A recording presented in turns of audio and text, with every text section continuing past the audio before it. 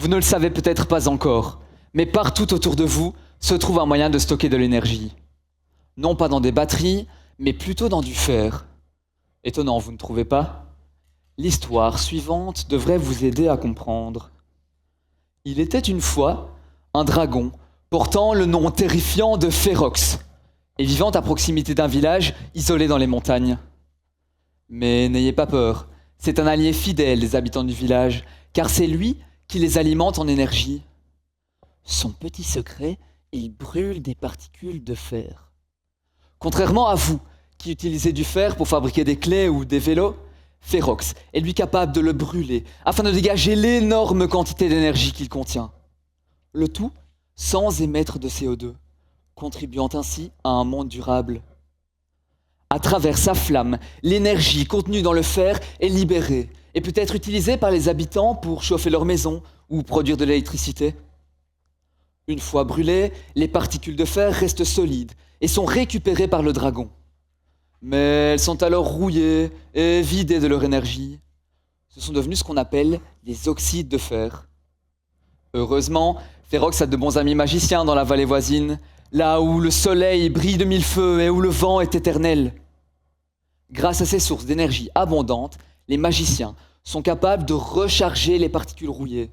En d'autres termes, de les retransformer en fer. Les particules sont donc à nouveau remplies d'énergie et le dragon peut les brûler quand le village en a besoin. Quel merveilleux cycle sans fin! Mais ne croyez pas que tout est si simple, car Férox a un estomac plutôt fragile.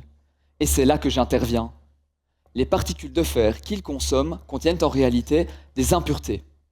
Ce sont des éléments présents en petite quantité, mais qui influencent grandement la manière dont il peut les brûler. Certains éléments augmentent l'intensité de sa flamme, tandis que d'autres le font suffoquer ou explosent dans sa bouche. Mon rôle est donc de comprendre l'influence des impuretés sur la manière dont il peut les brûler.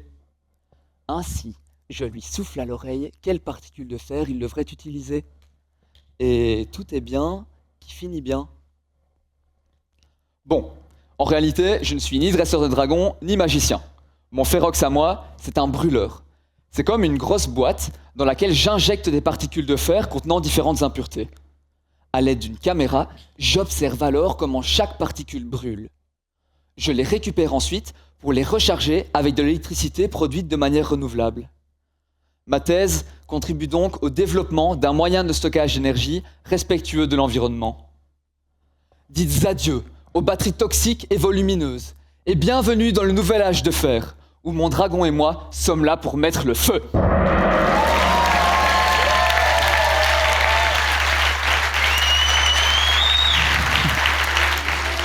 Merci beaucoup Zachary, bravo.